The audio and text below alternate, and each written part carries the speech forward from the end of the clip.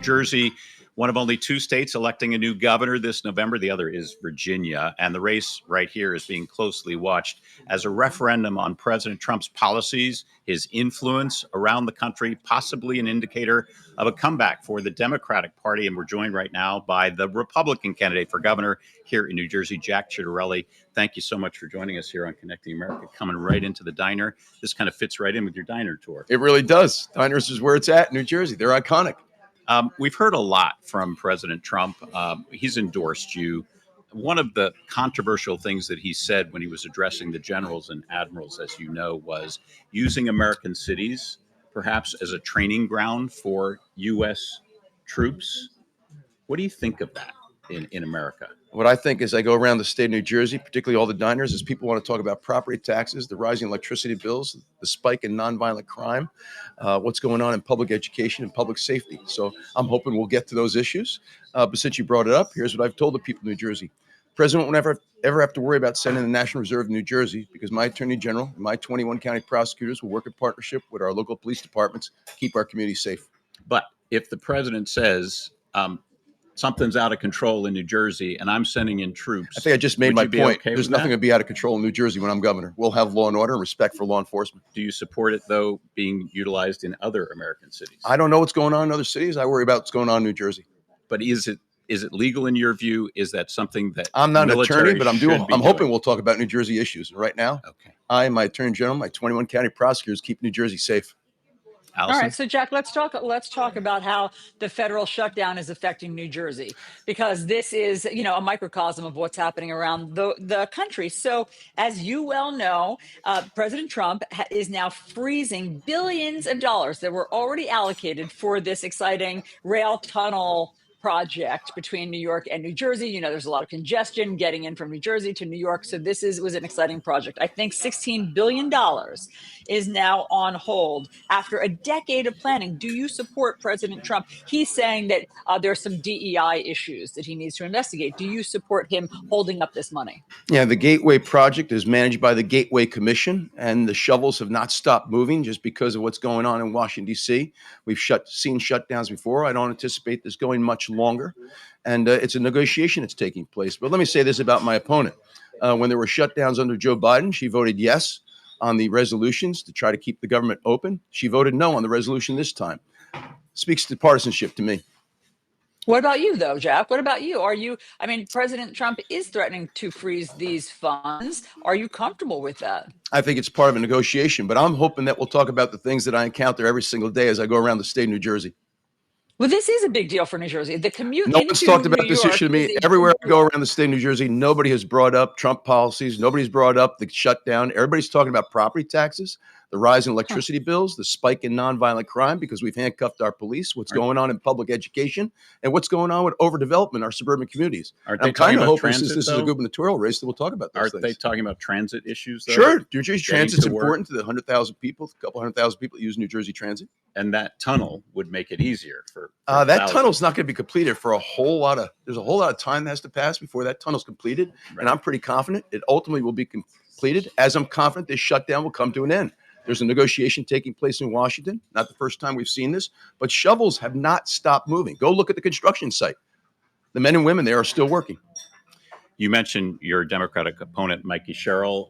There's been a lot of discussion about her refusal to turn in her fellow naval cadets when she was at the academy. She did not walk in graduation. That came out during this campaign. And she has not apologized for not turning in her fellow cadets. What does that say, though, about loyalty? Do you see any virtue in that decision? Here's what we know, Jim. There was a cheating scandal at the Naval Academy in 1994. We know that she was involved because she was punished pretty severely. She wasn't allowed to walk in the graduation. Her name is not listed in the commencement exercise program. She has said it's because she didn't turn in her fellow classmates. 2 weeks later, she said it was because she knew that there was a test circulating amongst the students there prior to it being actually taken. She can clear this all up by approving the release of her disciplinary records, because I don't believe what she's saying is true, quite frankly. Why? So, what do you think the real story is? I think it's something other than what she's saying. But if what she is saying is true, why not release the records? And so, and by the way, if she didn't want to turn in those who are cheating, what is she going to do when she's governor, when she comes across people in politics who are cheating? Jack, one of the things that Mikie Sherrill is saying about your campaign is that you all, someone on your campaign, had a hand in the release of personal information in some of her military records that were not supposed to, such as, I think, home address, things like that, things that were not supposed to be unredacted. Can you clear this up for us right now? Did your campaign, anyone in your campaign whatsoever, have a hand in those records being released? So there is a person, unbeknownst to me at the time, who made a perfectly legal Freedom of Information Act request. The equivalent of that in New Jersey, we call it an OPA request, Open Public Records. He put in the request. The National Archives fulfilled the request, but forgot to redact certain information. And the National Archives has taken responsibility for what they've done. They've apologized for what they've done, but nothing illegal has been done. We know that Sherrill has also played up your association with President Trump, his endorsement of you. I want to ask you, are there any policies put forth by the president that you've seen so far that you have a problem with, that you as governor would not be able to support? Anything come to mind? Well, listen, what I say across the state as I go around the state is that the president has nothing to do with our property taxes, nothing to have to do with electricity bills, nothing to do with what's going on in public safety or public education or the overdevelopment of our suburbs. All my opponent seems to want to talk about is Donald Trump. Last time I checked, this is a race for governor. And so, do I agree with every single policy? I'm hoping he doesn't revisit oil drilling off the Jersey Shore. I am thankful he's put a temporary halt on the wind farms off the Jersey Shore. I'm not really pleased about the approval of the Empire Wind Farm off of Long Island. I hope that doesn't mean there's a change in the future with regards to windmills. Nobody wants those windmills, with the exception of Phil Murphy and my opponent. But listen, I'm just focused on New Jersey right now. This is a race for governor. Would you want him to come campaign with you, for you? I'm pleased that the White House has said that they're willing to work with us in any way that we think could add value to the campaign. But I don't bring people into New Jersey usually. The other side does that. People always say to me, who are you bringing in? I'm bringing in Jack Ciattarelli. I go around, press the flesh every single day and make my pitch for what we have to do to make New Jersey better. Hey, Jack, let's talk about for New Jerseyans healthcare. So hundreds of thousands of New Jerseyans do use the market, the exchanges are on some version of the Affordable Care Act or Obamacare. As you know, Democrats are saying the reason that they're dug in with this government shutdown is because they're trying to protect the subsidies that allow people to afford their healthcare. So those subsidies, it's been estimated, even by nonpartisan groups, would double or would triple if those subsidies went away. The premiums would double or triple. So, what's your plan for New Jerseyans who are on Obamacare? Allison, I think there's a lot of fear mongering going on. They're trying to scare people and in so doing manipulate them. The rhetoric I'm hearing from the left on what's going on, for example, in Medicaid and with Obamacare, reminds me very, very much of when Bill Clinton changed welfare to workfare. That suddenly people were going to be in the streets. There'll be homeless people. There'll be people without insurance. There'll be people dying. The big, beautiful bill does two things in this area that I don't take exception with. I think the two things are very reasonable.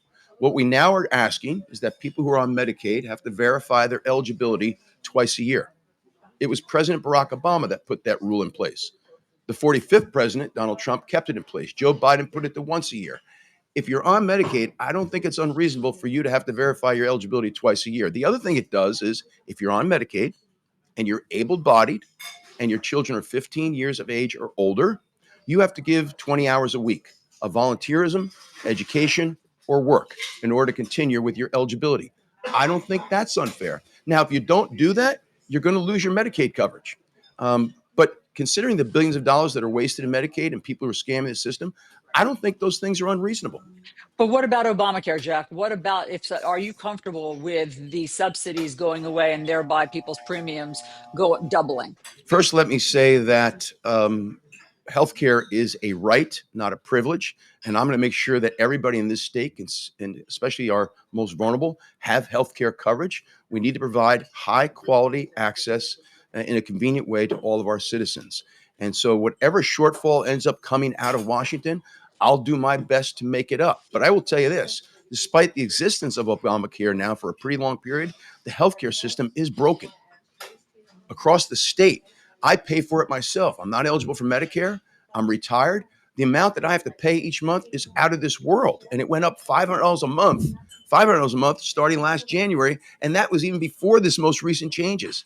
So I don't know exactly what the impact of these changes are going to be, but I could tell you right now, it's not great. We need to fix it. You talked about hearing from voters across the state. They're really concerned about property taxes, the state of the economy. What can you do as governor, Jack, to address those issues? So we do have an affordability crisis across the state that's driven primarily by four things, right? You've got a property tax crisis across the state. You have an electricity crisis across the state. You, to Allison's point, you have a healthcare cost crisis, but you also have a childcare cost crisis. These are the four things that are pinching the family budget like never before. And what do you do? Here's what I can do on day one. Okay, not put forth an illegitimate plan that's not feasible, like a declaration of a state of emergency to freeze electricity rates at an all-time high rate. That's something my opponent has put forth. There are 77 incumbent Democratic legislators, and not one has endorsed that plan. Even the governor went on TV and said, I don't think you can do that. It's not feasible. What I can do on day one is pull us out of RGGI. The Regional Greenhouse Gas Initiative is a carbon tax policy that's been a failure. Phil Murray put it in place in his first year. Our air is no cleaner. Electricity is only more expensive. And $500 million is going to other states for their grid, not ours. I pull us out of RGGI. And by the way, the Democratic governor of Pennsylvania is not in RGGI. By pulling out of RGGI on day one by executive order, I could save ratepayers, homeowners, tenants, and businesses $500 million a year. What about property taxes? How do you deal with that? We need a new school funding formula. And so with a new school funding formula, we can have a more equitable distribution of state aid to our schools. If you look at the average property tax bill in New Jersey, 15 to 20% is the municipal tax. I think it's fair. 15 to 20% is the county tax. I think it's fair. And then anywhere from 60 to 70% is the school tax. And the reason why it's so high in the vast majority of our school districts is because there's a very inequitable distribution of state aid to our schools. The more state aid any district gets, the less it has to tax. The less state aid it gets, the more it has to tax. And so we need a new school funding formula. If you like, I can get into the particulars of that. But that can help lower property taxes. But there's other things that we can do. There's other things that we can do to help people afford their property taxes. Number one, we should make all retirement income tax free in New Jersey. Pennsylvania does that. We don't. We should freeze property taxes once you hit the age 70. So we have a number of rebate programs that work, and I'll keep them. But here's the problem with them. You still have to pay the increase that goes up each year, and then apply for your rebate and wait 18 months to be reimbursed. How about we just freeze them once you hit age 70? Let's cap property taxes at 1% of the market value of the house for first-time home buyers for the first 5 years of home ownership. Let's not reassess your home every time you do a home improvement. These are some of the things that we can do to make life a little more affordable for homeowners here in the state.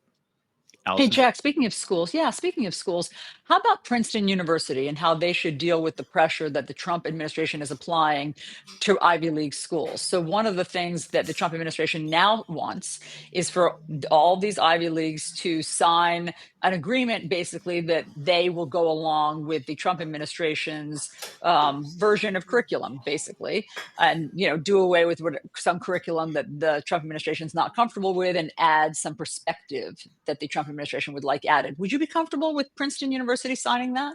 Allison, Princeton University is a private institution with a $34 billion endowment. I don't really worry about Princeton University. But Dartmouth's being asked to sign this new pact. Listen, last I checked, those are private institutions. I worry about what's going on mostly with our public institutions here in New Jersey. So I'm not familiar with what it is you're talking about. But again, this is one of the things as I go up and down the state each and every day that no one ever brings up to me. Well, Princeton is a crown jewel of New Jersey. I'm a proud Jersey girl, Jack, and Princeton is a crown jewel. Well, then let's celebrate Rutgers and NJIT. Let me tell you what I'm not going to do as governor. In one of his last State of the States, Phil Murphy gave $20 million to Princeton University for a new center of excellence for AI. I think Rutgers or NJIT would have been better suited for that. There. Yeah, come on, Allison. Come on, Allison. My mom got her PhD at Rutgers. Also, all right, listen. I represented Princeton. I'm glad it's in New Jersey. It's a private institution with a $34 billion endowment. They make more than $20 million a day. Why are we taking $20 million of taxpayer money and giving it to a private institution when we have schools like Rutgers, NJIT, and on down the line? Yeah, but this is dealing right now, this new policy that you say you're not familiar with. The one that nobody talks about across the state of New Jersey? This just came out that they're asking 9 different institutions to sign. Jim, I'm not familiar with what in they're doing. but it's in exchange for preferential treatment when it comes to federal dollars and for grants and things like that. Yeah. I think we need to lower property taxes and electric bills here in New Jersey. I think we need to provide for the public safety. I think we need to fix the public education system. I would love to talk about that because we recently slipped from 2 to 12 on the national report card. We are graduating illiterate kids. And if you want proof of that, 50% of the incoming freshmen at our 19 community colleges, because our four-year schools don't take them, and that's not an indictment. Thank goodness our community colleges do. 50% of the incoming freshmen at our 19 community colleges are taking remedial courses that don't qualify for college credit. And somehow they graduated from our public high schools. We need to fix public Jack, education. Yeah, Jack, we know we need to let you go soon. We need a little bit of a lightning round. What's your favorite beach in New Jersey? Oh, Surf City. Been there for 25 years. Favorite diner? Oh, come on. You're going to get me in trouble now. Right now, Sunrise Diner right here in Roselle Park. Come on. Good answer. Good answer. Favorite order at a diner? Favorite breakfast? Oh, my order? goodness. Easy, Allison. BLT on toasted rye. And please toast the rye. Trish, did you hear Don't that? forget the mayo. Don't forget the mayo. All right. With coleslaw and a pickle. No fries. Jack Ciattarelli, thanks for being here Jim, on thank Connecting you, buddy. America. We really appreciate it. Okay, guys. Good luck in the race. Thanks, Allison. Thanks, Jack. Fun to talk to you. We'll be right back. Oh, you're getting applause here.